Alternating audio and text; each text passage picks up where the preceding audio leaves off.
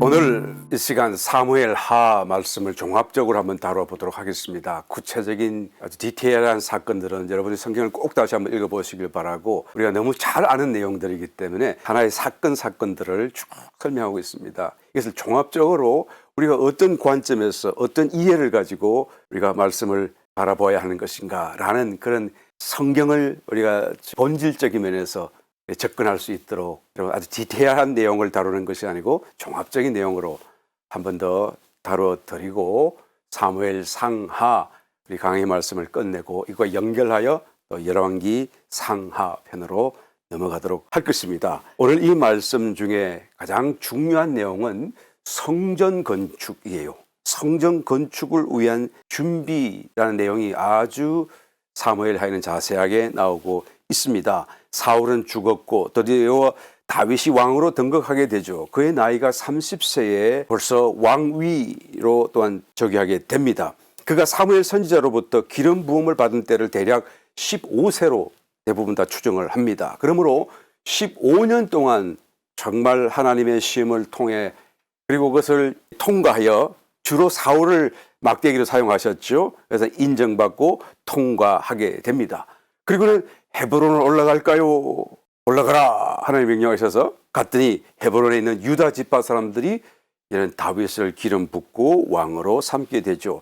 그리고는 7년 6개월 동안 유다 지파의 왕으로서 통치를 하게 됩니다.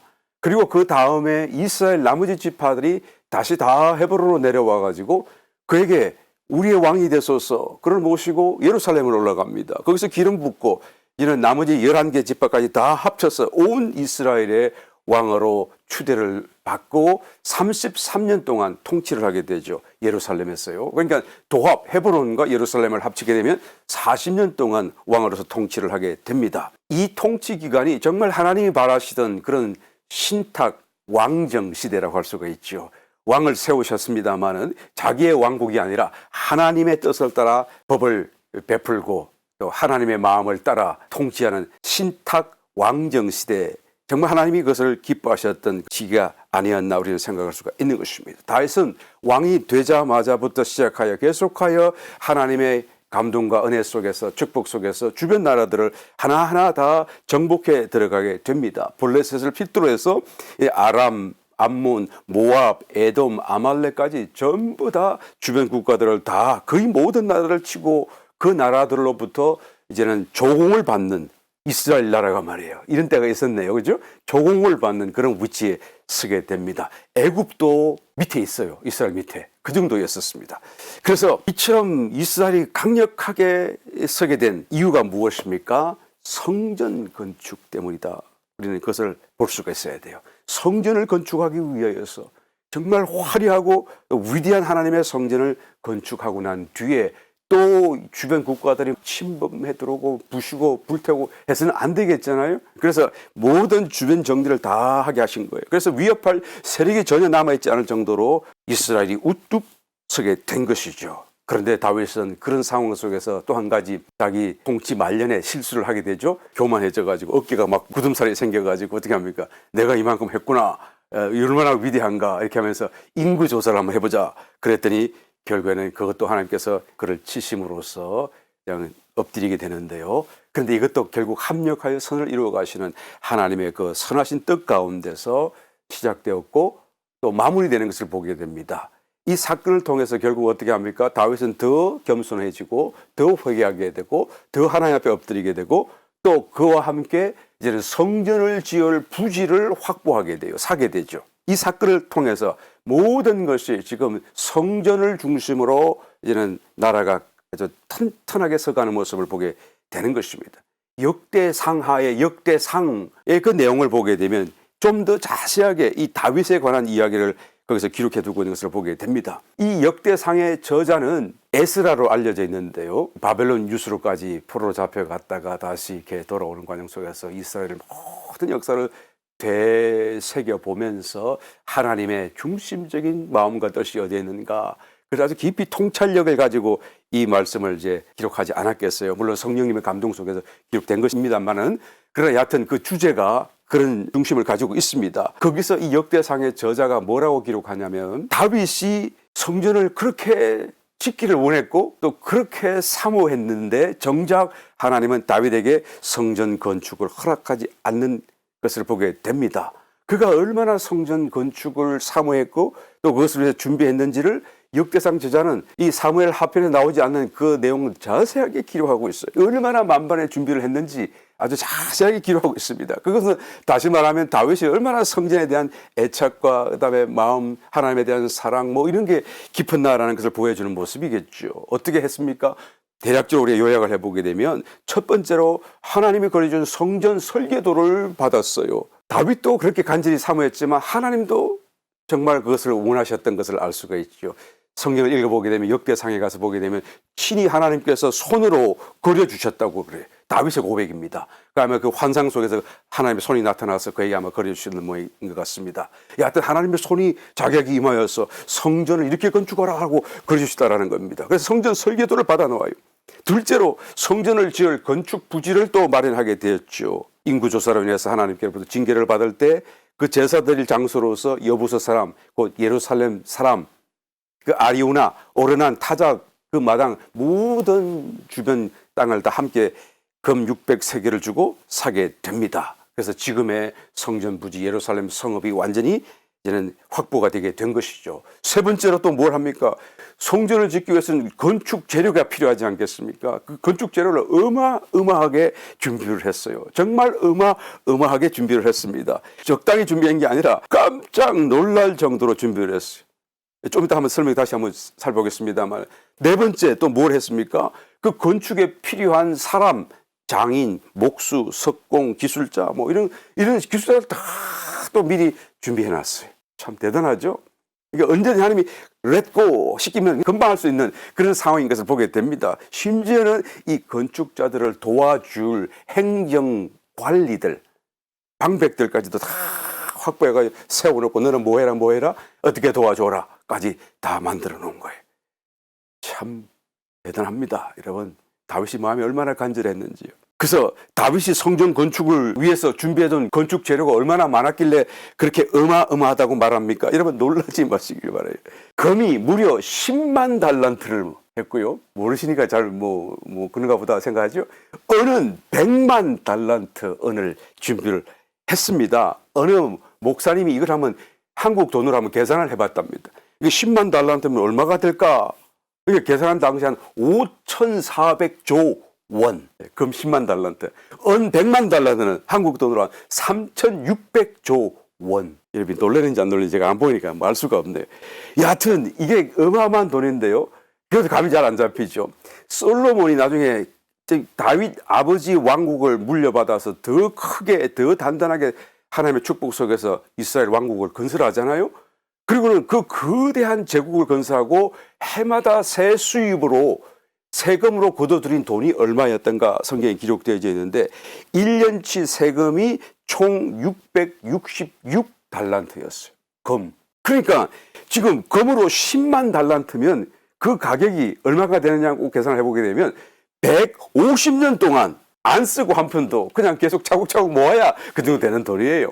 이제 감이 좀 잡히십니까? 으악 할 정도로 어마어마한 돈을 모은 거예요. 어마어마한 금, 은, 보석 정말 넘치도록 그것을 모아두었다라는 것을 볼 수가 있는 것입니다. 이것은 사람의 힘으로는 도무지 할 수 없는 일이었고요. 인간의 생각으로는 계산이 되지 않을 정도의 어마어마한 양이었던 것입니다. 거기다가 한 가지 더하여서 그것이 충분함에도 불구하고 다윗은 하나님을 얼마나 사모하는지, 내가 하나님의 성전을 짓는데 이것 말고도 내가 내 사유물, 내 소유물 중에 가지고 있는 금이고 은고 내어드렸어. 성전 벽에 했던지 이것이 같이 써지기를 내가 원한다. 그래서 자기 사유물 속에서 또 개인 돈을 내어가면서 내었고, 그리고 백성들에게도 기회를 주잖아요. 그래서 백성들이 그 말을 너무 기쁘게 받아들이고 자기들도 다 끄집어내는 거예요. 이미 넘치도록 준비됐지만 또 자기들도 참여하도록 기회를 주었더니 기쁨으로 참여하는 겁니다. 그걸 보니까 다윗이 너무너무 기쁜 거예요. 아마 하나님도 굉장히 기뻐하셨겠죠. 그러면 다윗이 이것을 언제부터 이렇게 많이 준비했는데요? 그가 45세 때 30대 즉위해가지고 45세 때가 되어서 나단 선지자에게 나는 하나님 성전을 건축하고 싶어요. 나는 백항룡궁에서 살고 있는데 하나님은 천막 안에 계신 것이 너무 마음이 아파요.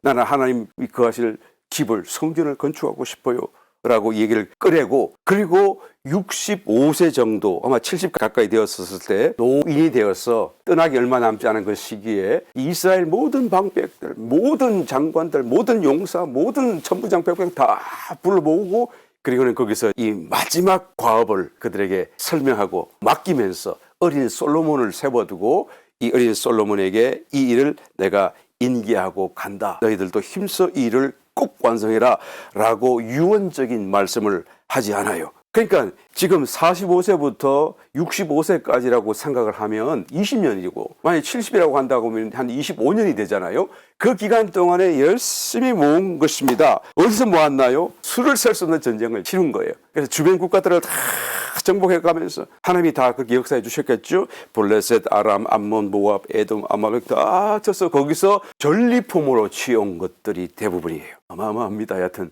그래서 하나님께서 다윗에게 너는 성전 지을 수 없다. 왜? 피를 너무 많이 흘렸다라고 하시는 말씀이 바로 우리가 이해가 되어지는 것이죠. 그토록 성전을 사모하고 짓기를 갈망했던 다윗이 왜 성전을 지을 수 없었나요?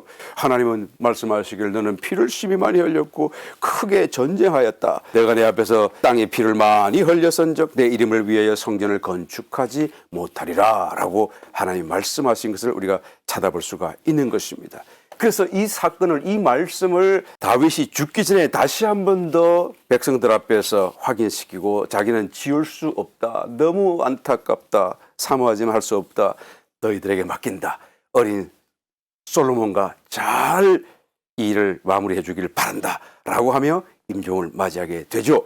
그리고 역대상 28장 2절 3절 말씀을 읽어봅니다. 이에 다윗 왕이 일어서서 가로되 나의 형제들 나의 백성들아 내 말을 들으라. 나는 여호와의 언약궤 곧 우리 하나님의 발등상을 봉안할 전 건축할 마음이 있어서 건축할 재료를 준비하였으나 오직 하나님이 내게 이르시되 너는 군인이라 피를 흘렸으니 내 이름을 위하여 전을 건축하지 못하리라 하셨느니라. 이 솔로몬도 나중에 다윗이 죽고 난 뒤에 실제로 하나님의 성전을 완공하죠.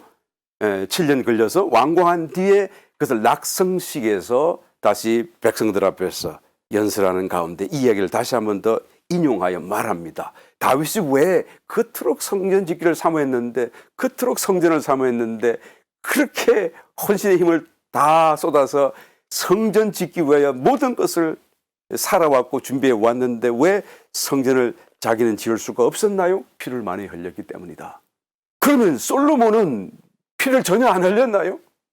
그러면 솔로몬은 다윗과 어떻게 다르길래 솔로몬은 되고 다윗은 안 되는 것입니까? 우리는 이게 분명히 깨달아야 돼요. 하나님의 말씀의 뜻이 어디에 있는지 우리는 깨달아야 되는 것입니다. 다윗이 준비하고 솔로몬이 지은 성전은 하나님의 발등상을 위한 것일 뿐이죠. 진짜 성전은 아닙니다. 여러분, 성전이 될 수가 없어요.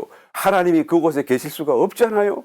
하나님의 발등상으로서 이런 그 언약궤를 봉안하고 안치할 어떤 전 거룩한 성전이죠. 그게 진정한 하나님 당신이 와 계셔서 임하시고 거하실 수 있는 참된 성전은 될 수가 없어요. 역대상 28장 2절 말씀을 보게 되면 이에 다윗 왕이 일어서서 가로되 나의 형제들 나의 백성들아 내 말을 들으라. 다윗이 조금 전에 이제는 떠나기 전에 백성들을 모아놓고 했던 말씀이었죠.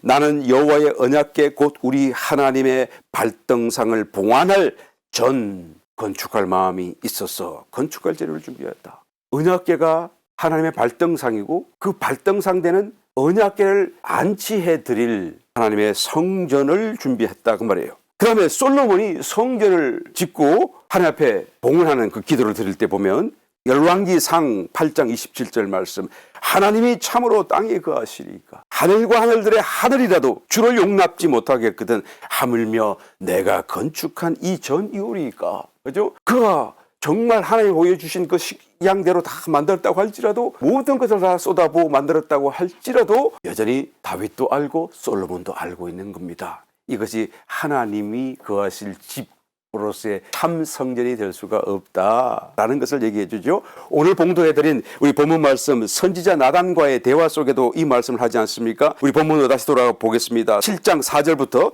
그 밤에 여호와의 말씀이 나단에게 임하여 가라사대 가서 내 종 다윗에게 말하기를 여호와의 말씀이 내가 나를 위하여 나의 거할 집을 건축하겠느냐.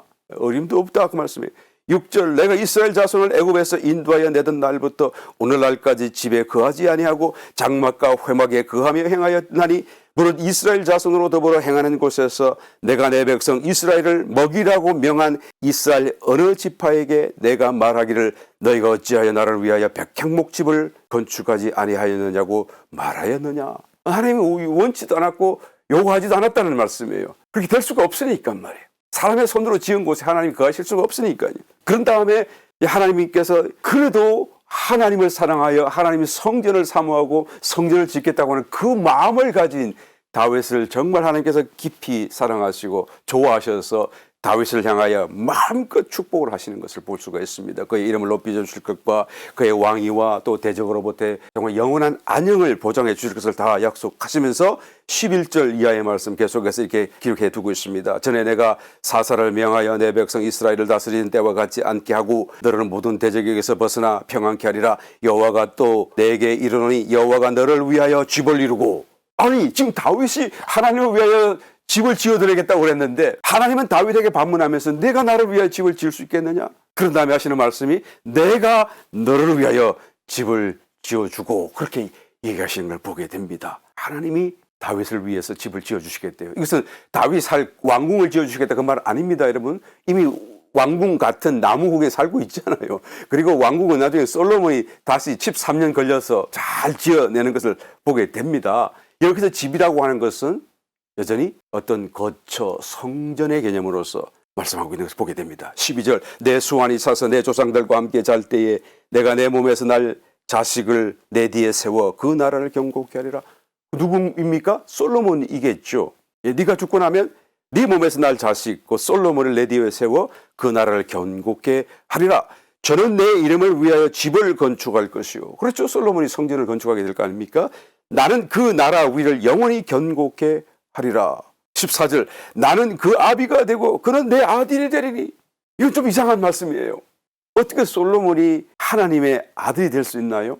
유대인들에게는 이 말씀이 매우 불경하다고까지 신성모독이라고까지 생각하고 있는 그런 내용 아닙니까? 이스라엘의 성육수하신 예수님이 오셔서 내가 하나님의 아들이라고 그랬더니 그 말이 참남하도다고 돌을 쳐서 죽이려고 했던 것이 유대인들이잖아요. 그러니까 어떻게 솔로몬이 하나님의 아들이 될 수가 있어요?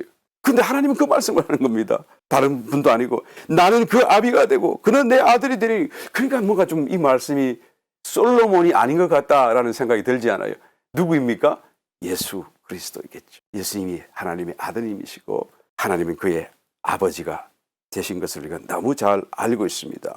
그런데 그러면 솔로몬을 빗대어서 이제는 정말 참 성전을 지으실 예수 그리스도 참 아들 예수 그리스도를 지금 예언하시는 것인가? 하나님의 말씀이 지금 이중적으로 의미가 지금 겹쳐져 있는 것을 우리가 보게 되죠. 우리가 좀 생각해 볼 수가 있는 것입니다. 우리의 생각을 좀 익스텐드 해야 되는 것이죠. 나는 그 아비가 되고 그는 내 아들이 되리니.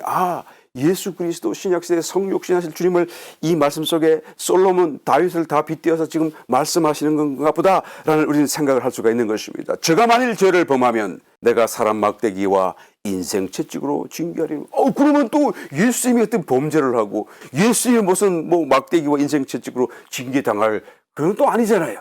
그러니까 나 지금 솔로몬이 아니라는가 싶어서 예수님인가 생각했는데 또 보니까 이것은 예수님이 아니라 솔로몬인가 보네 라는 생각이 들잖아요. 이래서 이중적인 의미를 이 속에 포함하고 있다는 것을 알아야 되는 것입니다. 여기서 여러분 죄를 범하고 막대기와 인생 채찍으로 징계를 당할 사람은 교회 하나님의 아들들인 그리스도 안에서 하나님의 생명을 얻은 그리스도의 생명을 가진 교회 성도들 지체들을 얘기하는 것이죠. 주님은 그러실 필요가 없겠지만 그러나 교회나 지체들은 여전히 연약하기 때문에 범죄하고 막대기와 인생 채찍이 필요하고 징계가 필요할 것을 이 속에서도 우리 찾아볼 수가 있는 것입니다. 15절 내가 내 앞에서 패한 사울에게서 내 온총을 빼앗은 것 같이. 사울은 완전히 버림을 당했고 완전히 다 빼앗겼죠. 그에게서는 빼앗지 아니하리라. 잘못해도요. 솔로몬도 마찬가지였었어요. 잘못했지만 하나님께서 완전히 그 위를 패하지는 않았고요. 다윗의 그 위가 계속 이어지도록 만들어 주셨던 것을 보게 되죠. 그래서 영원히 지속된 건 아닙니다. 이 말씀은 마찬가지로 두 가지 이중적인 의미를 가지고 있는 것이죠. 곧 성도들을 이 속에 포함시켜서 우리는 이해해야 되는 것입니다. 우리가 잘못한다고 할지라도 성도가 뭔가 범죄 심지어 한다고 할지라도 하나님께서는 그에게 모든 은혜와 축복을 몰수히 빼앗아 가지 아니하시고 회개의 기회를 주시고 다시 그를 이렇게 세워주실 것이다. 16절 내 집과 내 나라가 내 앞에서 영원히 보존되고 내 위가 영원히 견고하리라. 그렇잖아요. 이 말씀이 바로 다윗의 자손으로 오시는 그리스도 메시아 왕국을 얘기하는 것이잖아요. 여러분 다윗의 왕국이 영원히 섰습니까? 다윗의 왕국은 결국 BC 586년에 완전히 다 망하게 되었지 않습니까? 그리고 바벨론으로 포로로 잡혀가고 정말 흔적도 거의 사라질 정도로 그 나라가 없어져 버렸어요.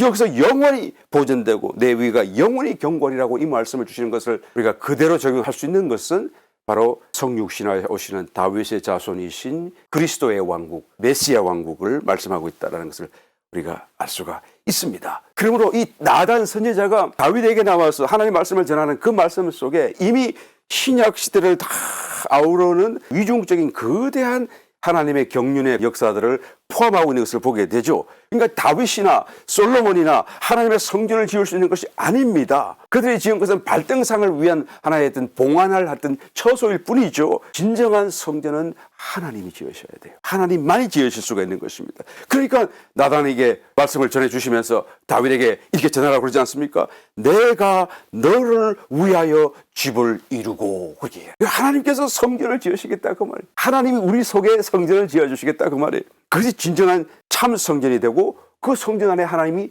들어와 거하실 수가 있게 되는 것이죠.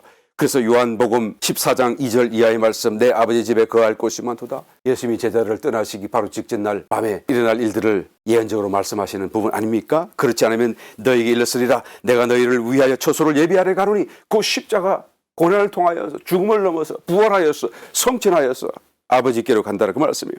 가서 너희를 위하여 처소를 예비하면 내가 다시 와서 너희를 내게로 영접하여 나 있는 곳에 너희도 있게 하리라.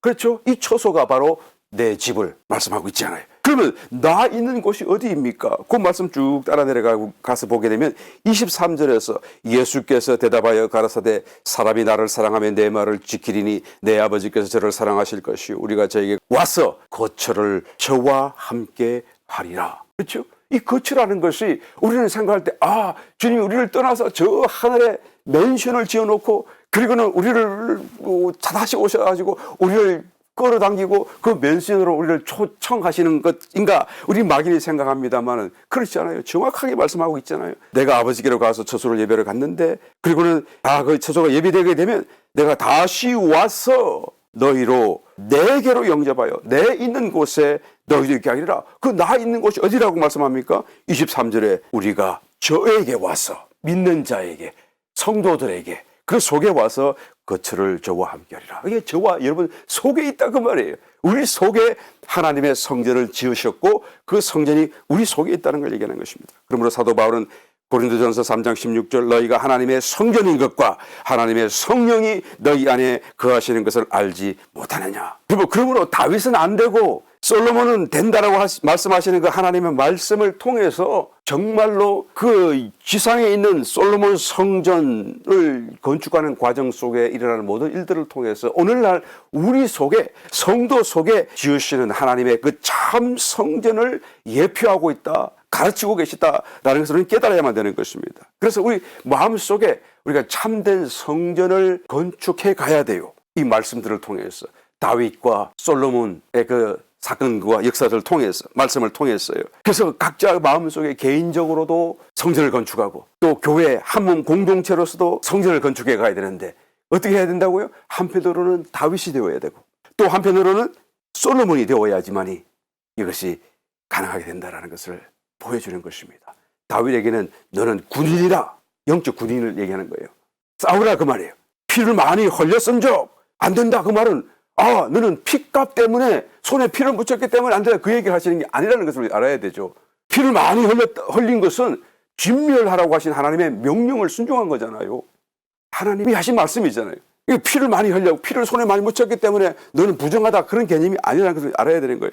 너는 군인이라 영적인 싸움을 싸우는 내면의 상태를 말씀하고 있는 것입니다. 우리의 마음속에 있는 마음의 원주민들, 가나안인들, 옛 사람에 속한 성품들 이런 것들과 싸워서 우리가 그를 진멸하고 싸워야 돼요. 죽여야 돼요. 이겨야 되는 것이죠. 다윗과 같이 승리해야 되는 것입니다. 하나님이 함께 하셔서 우리는 영적인 군인으로서 이것을 승리하게 만들어 주실 것입니다. 그 다음 거기서 끝날 수가 없어요. 거기서 끝나버리면 성전 건축할 수가 없습니다. 솔로몬에게 넘어가지 않아요. 이 솔로몬이라고 하는 것은 샬롬이라고 하는 단어에서 나온 이름인데 그것은 평화로움을 의미하는 뜻을 가진 이름이죠. 그러니까 솔로몬의 이름에서도 말씀해 주시듯이 다윗 아버지와는 비교하여서도 이때가 너무 평화로운 것을 의미하는 것입니다. 그러니까 죽일 것을 죽이고 싸울 것을 싸우고 정리할 것을 정리하고 피를 흘리면서 우리가 승리를 정치하는 동안에는 성전 건축이 안 돼요.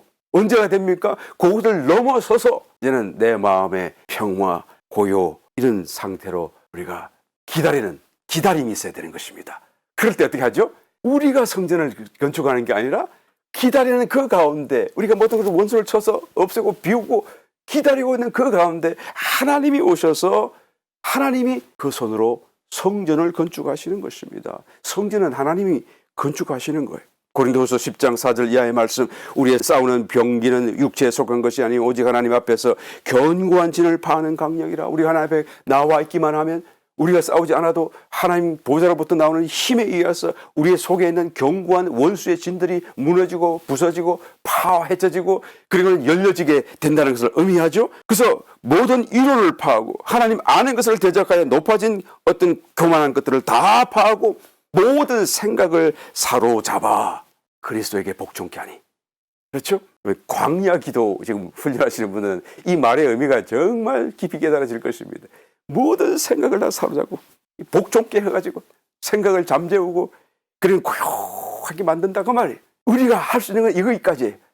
다윗 같은 모습으로 우리가 싸움을 싸워서 피를 흘리고 진멸시키는 일까지가 우리가 할 수 있는 것입니다. 그 다음 어떤 일이 벌어지죠? 이제는 솔로몬이 되어야 돼요. 평화로운 고요한 6절 말씀 너희의 복종이 온전히 될 때에 모든 복종치 않는 것을 벌하려고 예비하는 중에 있노라. 이제부터는 하나님이 친히 관여하셔서 하나님이 치실 것을 채워내시고 하나님이 역사하셔서 그 가운데 하나님의 거하실 만한 거룩한 성전을 지으시는 거예요. 이것은 영 안에서 역사가 아니고 우리의 혼 안에서 역사를 말하는 것이죠. 영 안에는 이미 하나님이 와 계시고 하나님의 성전과 하나님의 나라가 임하여 있어요. 우리의 혼 안에서 일어날 그것을 지금 얘기하고 있는 것입니다. 그러므로 우리가 구원받고 영이 또한 중생하고 하나님의 생명이 들어왔다고 끝나는 것이 아니고 그 생명에 의지하여서 우리의 혼에까지 그 생명이 확장될 수 있도록 그래서 하나님이 거하실 만한 성전으로 그것이 지어져 갈 수 있도록 우리가 어떻게 해야 되죠? 하나님 앞으로 나아가서 그 앞에서 머물러 있는 시간을 자꾸 만들어 가야 돼요. 점점점 늘려가야 된다는 것을 이 다윗과 솔로몬을 통해서도 그냥 거대한 그림으로 아주 명료하고 또 자세하게 우리 가운데 보여주는 말씀이 사무엘상 하의 말씀입니다. 여러분, 그런데 이 다윗이 결국은 이토록 위대한 하나님의 도구요 또 사랑하는 자로서 좀 아름다운 일들을 감당했음에도 불구하고 여전히 그에게는 큰 어떤 오점이면 오점, 범죄면 범죄가 늘 따라다니잖아요. 이처럼 위대한 업적과 또 사람으로서 칭송도 받지만 또 늘 다윗하면 또 마찬가지 이 한 가지 범죄 사건이 따라다닙니다. 그게 뭐죠? 바세바 사건입니다. 그 바세바 여인을 간음한 사건이죠. 부하들은 지금 랍바성을 점령하기 위해서 아주 치열한 싸움을 싸웁니다. 랍바가 굉장히 큰 성이거든요. 그 성을 점령하기 위해서 치열하게 싸우고 있는데 다윗은 왕궁에서 편안하게 거하고 있었습니다. 편안하게 거하는 가운데 충성스러운 그 부하 장수의 아내를 간음하게 되죠. 그리고는 그것도 모자라서 이제는 자기의 죄를 덮어 은폐하려고도까지 시도했던 것을 보게 됩니다. 거기서 부하 장수까지도 무지한 피를 흘리게 되는 이는 엄청난 범죄를 저지르게 되죠. 어떻게 그럴 수가 있겠는가?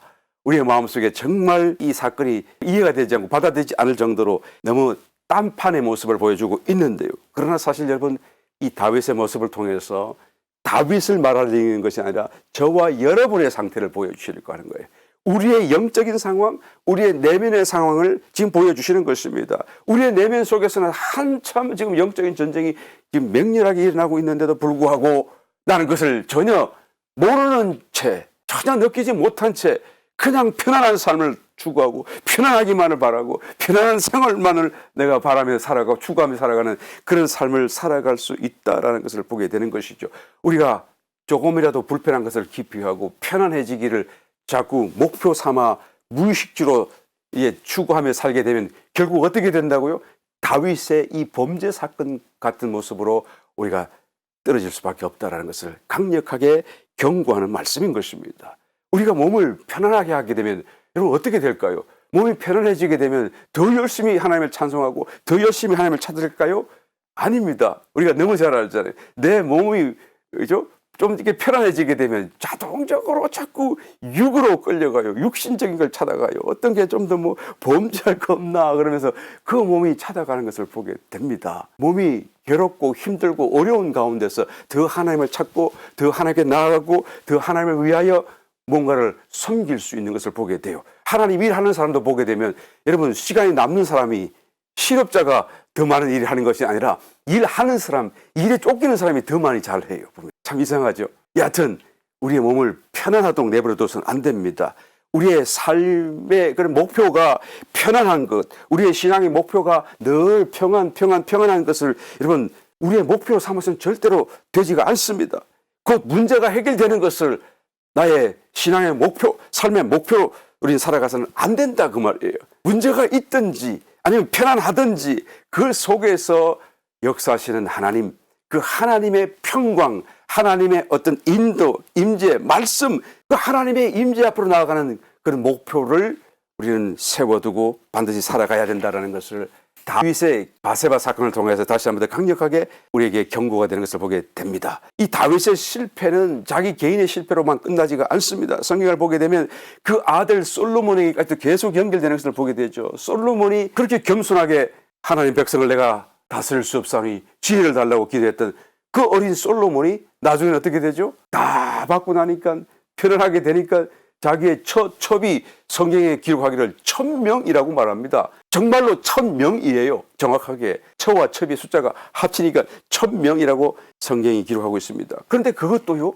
전부가 다 이방 여인들이에요. 이방 나라 여인들이에요. 무슨 일이 일어나겠습니까? 이거는 불법이 뻔하지 않습니까? 결국 솔로몬은 그의 말년에 온갖 세상 이방 우상들을 다 섬기고 결국 하나님을 떠나는 모습을 보여주지 않습니까? 그들이 함께 아버지 다윗, 아들 솔로몬이 둘이 하나가 되어서 하나님의 신정 국가를 이루었고 하나님이 거하실 성전을 왕궁까지 하지 않았습니까? 그토록 뛰어난 하나님의 사람이었고 또 심지어 하나님의 나라 안에서 하나님의 성전을 가졌음에도 불구하고 자기들 육을 제한시키지 못함으로 인해서 가나안의 그 축복과 누림을 상실하게 되는 것을 성경이 지금 강력하게 보여주고 있는 것입니다. 다윗은 결국 이로 인하여서 오직 유다 지파 하나만 남기고 나머지 11개 지파를 다 잃어버려요.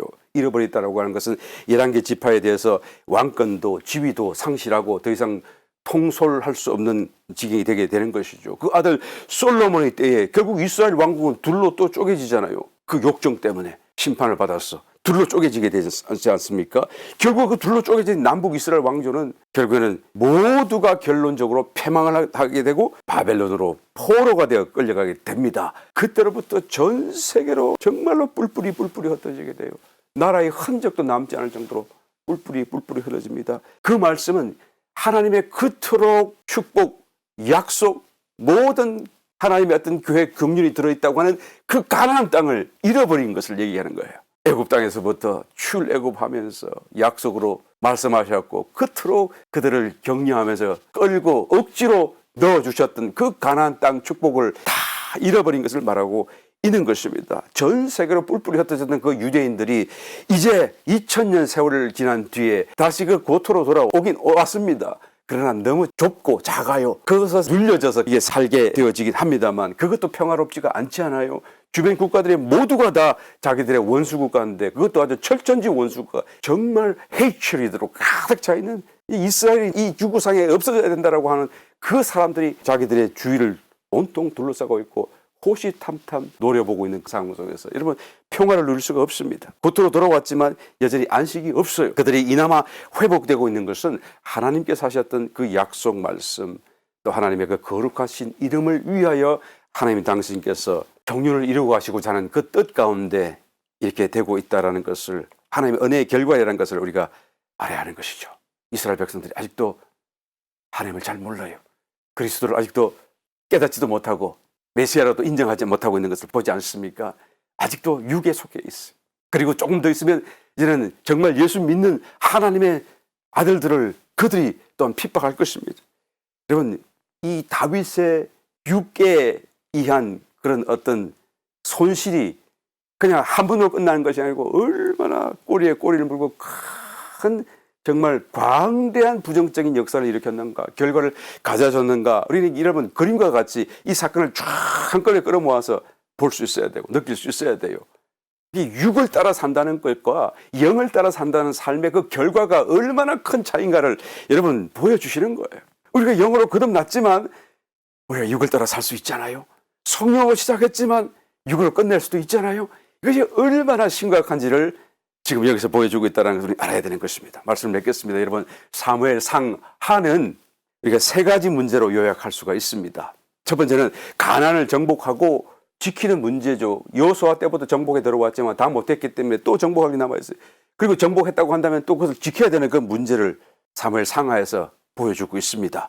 원주민들, 주변 민족들과의 끊임없는 정복 전쟁, 결국 솔로몬 때 이제는 그것이 끝나고 완전히 더 이상 침범할 수 없는 우뚝 선 나라가 될 때까지 계속하여 정복 전쟁을 말씀해주고 있고, 그 가운데서 또 개인적으로 하나님의 시험을 통과하는 이런 과정들도 소개하고 있습니다. 여러분, 사무엘 상하를 다시 꼭 읽으시길 바라요. 읽으시면서 이 관점을 꼭 유념하시면서 정말 영적인 어떤 그 본질적인 하나님의 말씀을 여러분이 깨달아 보시길 바랍니다. 두 번째로 성전을 세우는 문제를 또한 다뤄주고 있습니다. 이 성전을 어떻게 세울 수 있다라고요? 이런 전쟁 속에는 세울 수 없고 피 흘리는 속에서는 세울 수 없고, 그것이 끝난 뒤에 평화로울 때, 평화를 누릴 수 있을 때, 평화를 유지하는 문제, 내 마음속으로 하나님을 모셔드리는 일들에 관한 이야기죠. 이 이야기는 곧 우리가 정말로 하나님을 만나겠다고 하는 일념으로 우리가 하나님 앞에 나아가는 그런 기도와 삶과 생활 속에서 이루어질 수 있는 것이다 라는 것을 우리 여러분 사무엘 상하를 다시 한번 읽으시면서 다시 한번 더 여러분 또 하나님의 감동으로 깨달아 보시길 바랍니다. 근데 세 번째 마지막, 이게 너무 중요한 부분이에요. 그래서 가나안 땅을 정복하고 지키는 거, 또 평안을 유지하고 하나님이 오셔서 내 마음속에 오셔서 성전을 지어가는 가실 수 있도록 해드리는 것도 우리에게 필요하지만, 이제는 그 과정 속에서 가장 중요한 부분이 그 가나안을 누리며 살아가는 문제를 또한 말씀해 주고 있어요. 진멸하지 못하고 남아있는 가나안 원주민들로 인해서 유혹받지 않고 성별되고 성결한 삶을 유지하고 살아가는 것이 절대적으로 필요하다는 것을 얘기하는 것입니다. 우리가 평안함을 유리하고 또 우리가 정말 하나님의 성전과 나라가 서게 하기 위해서는 처음에 가나안을 정복하고 지키는 것도 필요하지만, 또 두 번째로 솔로몬처럼 평화로움 속에서, 고요함 속에서 하나님을 기다리는 것도 필요하지만, 정말 중요한 것 세 번째가 뭐라고요? 바세바 사건에서 보여주시듯이 우리가 성별된 삶을 살아야 된다. 육신을 따르지 않고 영을 따라 사는 삶을 살아가야 된다. 우리가 모든 죄를 회개하고 씻음 받았다고 할지라도 죄성은 우리 속에 여전히 남아있기 때문에 그런 거예요. 우리가 아무리 영으로 충만하다고 할지라도 여전히 죄를 지을 수 있는 가능성이 있기 때문에 그런 거예요. 우리가 영 안에서만 살고 나오지 않아야 한다고 한다면 그러면 되겠지만, 그렇지 뭐 할 수가 없잖아요. 영도 있고 육도 있잖아요. 그 사이 우리는 혼의 그 영역 속에 우리가 살면서 한 번은 영을 보고 한 번은 육을 보고 한 번은 거룩하게 살고 한 번은 세속적으로 살고 왔다 갔다 할 수 있는 그런 가능성 속에 우리가 살기 때문에 하나님께서 가나안을 누리는 문제로서 이 말씀을 우리에게 전달해 주는 거예요. 어떻게 가나안을 누릴 수 있습니까? 어떻게 가나안의 축복 속에서 계속하여 우리가 살아갈 수가 있습니까? 어떻게 하면 하나님과 계속하여 동행할 수가 있는 것이고 하나님의 임재를 놓치지 않고 살아갈 수 있는 것입니까? 그것은 성별의 문제이다.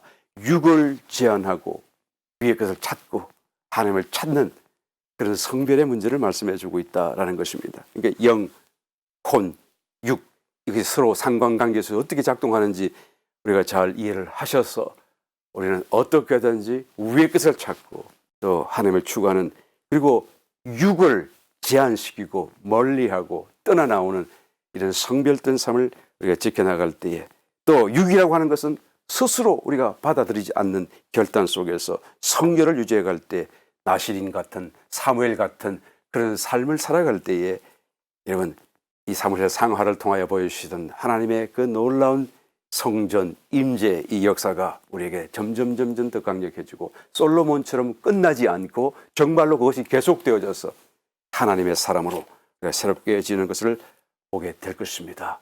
저와 여러분 오늘날의 신약시대의 신앙의 목표요 또 삶의 이정표가 되셔서 이 사무엘 상하 말씀을 통하여 다시 한 번 더 하나님의 인도하시는 세미한 음성을 들을 수 있는 축복된 모든 요단의 지체가 되시기를 예수 이름으로 축원합니다.